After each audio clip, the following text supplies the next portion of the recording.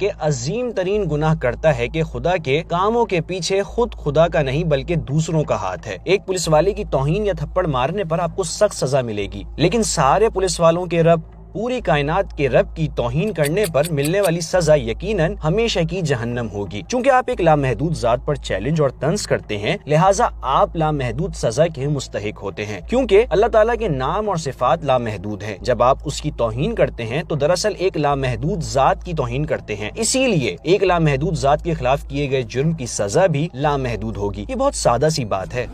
کیا وہ لوگ جو خوب نیکیاں کرتے ہیں لیکن اللہ کو نہیں مانتے، وہ جہنم میں جائیں گے؟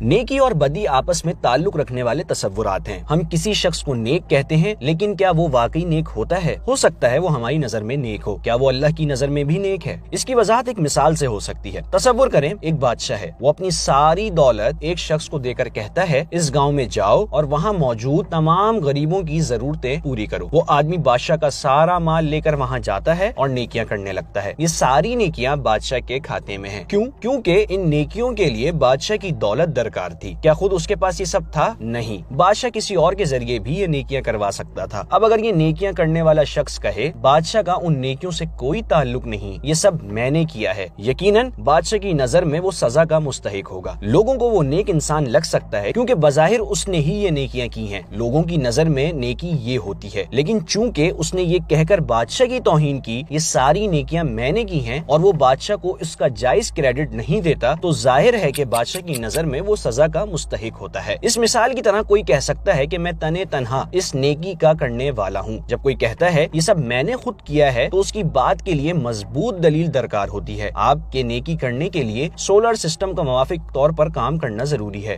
کیا آپ نے اس سولر سسٹم کو ٹھیک رکھا ہوا ہے؟ نہیں۔ دنیا میں آکسیجن کی ضرورت ہے تاکہ ہر شخص اپنے کام انجام دے سکے۔ کیا آپ وہ آکسیجن سپلائی کر رہے ہیں؟ نہیں۔ آپ کے اعضاء کا ٹھیک طرح کام کرنا ضروری ہے تاکہ آپ اس لمحے میں اپنا عمل انجام دے سکیں۔ کیا آپ انہیں ٹھیک حالت میں رکھتے ہیں؟ نہیں۔ کوئی اور ذات ہے جو یہ تمام ضرورتیں فراہم کر رہی ہے تاکہ آپ یہ نیک کام انجام دے سکیں۔ لیکن پھر بھی اگر آپ کہیں میں اپنے بلبوتے پر یہ سب کر رہا ہوں، میں تنہا اس نیکی کو کرنے والا ہوں، تو یقیناً آپ لوگوں کی نظر میں ایک نیک انسان ہوں گے، لیکن آپ کے نیک کام کرنے کے لیے ضروری یہ تمام چیزیں عطا کرنے والی ذات کی نظر میں آپ سزا کے مستحق ہوں گے۔ لوگ آپ کو ایک نیک انسان سمجھ سکتے ہیں، لیکن چونکہ آپ نے یہ کہہ کر حقیقی پرفارمر کا انکار کر دیا کہ یہ میں نے کیا ہے، لہٰذا آپ خدا کی نظر میں مجرم ہیں۔ مسلمانوں کے لیے صورتحال الٹ ہے۔ ایک مسلمان نیکیاں کرتا ہے لیکن وہ جانتا ہے کہ نیکی دراصل اللہ کی طرف سے ہوتی ہے۔ وہ کہتا ہے کہ اصل پرفارمر اس عمل کا حقیقی کرنے والا اللہ ہے۔ اس سوچ اور طرز عمل کی وجہ سے اسے اللہ تعالیٰ کی طرف سے انعام ملے گا، وہ اللہ کی طرف سے انعام کا مستحق ہوگا۔ کیوں؟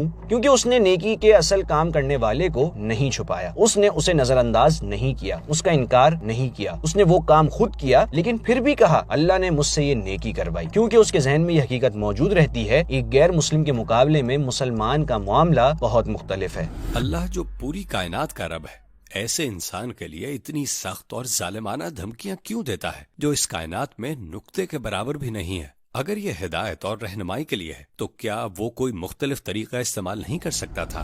کسی بھی چیز کی قدر و قیمت کا اندازہ اسے دیکھ کر نہیں لگایا جا سکتا، ہمیں اس چیز کو لازماً سمجھنا پڑے گا۔ یہ کہنا کہ انسان کائنات کے مقابلے میں بہت چھوٹا ہے انسان کی قدر و قیمت کو کم نہیں کرتا۔ در حقیقت آپ کی آنکھیں چھوٹی ہیں، ان میں بہت تھوڑا سا مٹیریل استعمال ہوا ہے، لیکن آپ کے لیے ان کی قیمت سارے سیاروں، پہاڑوں اور سمندروں سے بڑھ کر ہے۔ کسی چیز کا صرف چھوٹا ہونا اسے بے قدر نہیں بناتا، اس چیز کی خوبیاں اس کی اصل قیمت کا پتہ دیتی ہیں۔ اگر ہم انسانوں کی خصوصیات کو دیکھیں تو وہ ہمیں علم و حکمت سے بھرپور نظر آتی ہیں، مثلاً زندگی، سمجھ بوجھ، شعور، علم، ذہانت۔ ان خصوصیات کو دیکھتے ہوئے جن کے ذریعے وہ کائنات میں آزادانہ عمل انجام دیتا ہے، اللہ لازماً ایسی قیمتی مخلوق کو سمجھائے گا کہ اسے کیا کرنا ہے یا کیا نہیں کرنا چاہیے۔ آپ کہتے ہیں کیا جہنم کوئی تعلیم دینے کا طریقہ ہے؟ کیا مختلف طریقہ استعمال نہیں کیا جا سکتا تھا؟ میرے خیال میں یہ ایک شاندار تعلیمی طریقہ ہے۔ ہم سوئچ بورڈز پر علامت لگاتے ہیں جن پر لکھا ہوتا ہے خبردار موت کا خطرہ، ہے نا؟ اس کی سنگینی ظاہر کرنے کے لیے یہاں تک کہ کھوپڑی کا نشان بھی بناتے ہیں۔ یہ انسان کو باز رکھنے کا بڑا طاقتور حربہ ہے۔ کیا ہم پوچھتے ہیں آپ بلا وجہ کیوں مجھے بجلی کے جھٹکے سے اس طرح ڈرا رہے ہیں؟ بات سمجھ میں آ رہی ہے؟ کیا کوئی اور آسان یا مختلف طریقہ نہیں ہے جو مجھے اس سے دور رکھے؟ نہیں۔ کوئی یہ کیسے کہہ سکتا ہے؟ اگر آپ کو اتنی شدت سے خبردار نہیں کیا گیا تو آپ خطرہ مول لے سکتے ہیں، لہٰذا اتنی سختی سے آپ کو ڈرایا جاتا ہے تاکہ آپ اس کے قریب بھی نہ جائیں۔ اسی طرح اللہ بھی انسانوں سے بہت محبت کرتا ہے، وہ آپ کو جہنم کے قریب جانے سے خبردار کرتا ہے، بالکل ایسے ہی جیسے آپ کو سوئچ بورڈ کے قریب جانے سے خبردار کیا جاتا ہے۔ در حقیقت یہ بہت بڑی رحمت ہے۔ اگر کوئی بچہ ہیٹر کے قریب جاتا ہے تو ماں اس سے کہتی ہے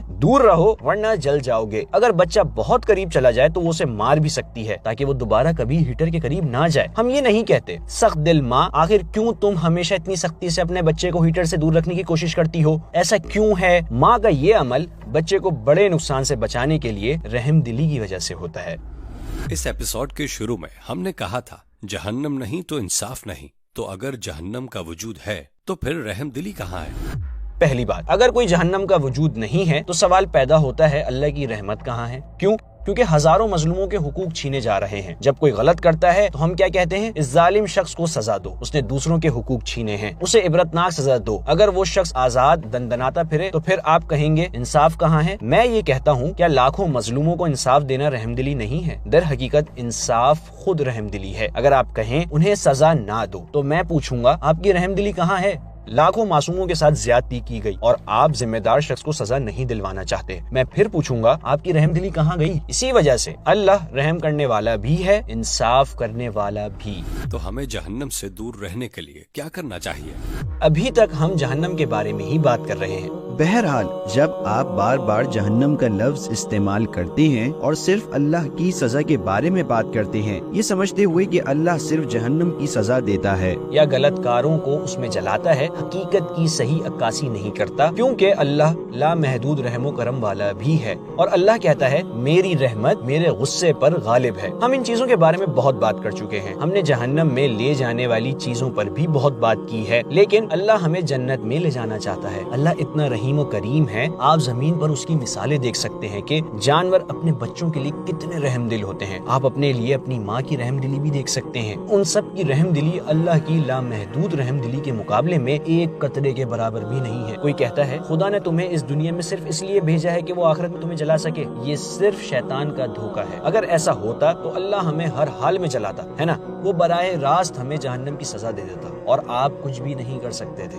لیکن اللہ ہمیں اس دنیا میں بھیجتا ہے اور ہمیں جنت میں لے جانا چاہتا ہے۔ اللہ اپنی محبت اور شفقت ہمیں ہر جگہ دکھاتا ہے۔ اللہ انصاف پسند ہے اور اس کا انصاف لامحدود ہے۔ چونکہ اس کا انصاف لامحدود ہے لہٰذا وہ تمام غلطیوں کا حساب رکھے گا تاکہ ہمیں وہ غلطیاں کرنے سے باز رکھے۔ اس نے پیغمبر، کتابیں اور اسکالرز بھیجے تاکہ ہمیں سیدھا راستہ مل سکے۔ اللہ ہمیں جلائے گا سے یہ نہ سمجھیں کہ وہ ہمیں مسلسل سزا دے گا، یہ سچ نہیں ہے، کیونکہ اللہ نے ایک آیت اتاری ہے جو گناہ کرنے کے بعد توبہ کرنے والوں کو خوشخبری سناتی ہے۔ اے میرے وہ بندو جنہوں نے اپنی جانوں پر زیادتی کر رکھی ہے، دوسرے الفاظ میں میرے وہ بندو جنہوں نے بہت زیادہ گناہ کیے ہیں، اللہ کی رحمت سے مایوس نہ ہو، یقین جانو اللہ سارے کے سارے گناہ معاف کر دیتا ہے۔ سورۃ الزمر آیت 53، وہ سارے گناہ معاف کر دیتا ہے۔ کیا یہ معقول بات ہے کہ اللہ آپ کو آگ میں جلانا چاہتا ہے؟ کیا اس نے صرف جلانے کے لیے آپ کو پیدا کیا ہے؟ جہنم کا وجود ہے اور بہت سے ایسے سوالات ہیں جو لوگ اس کے بارے میں پوچھتے ہیں۔ ہم نے ان میں سے مسلسل پوچھے جانے والے کچھ سوالات کے جواب دینے کے لیے یہ ویڈیو بنائی ہے۔ اللہ کی مہربانی اور رحم دلی لامحدود ہے، اللہ ہمیں جنت میں لے جانا چاہتا ہے۔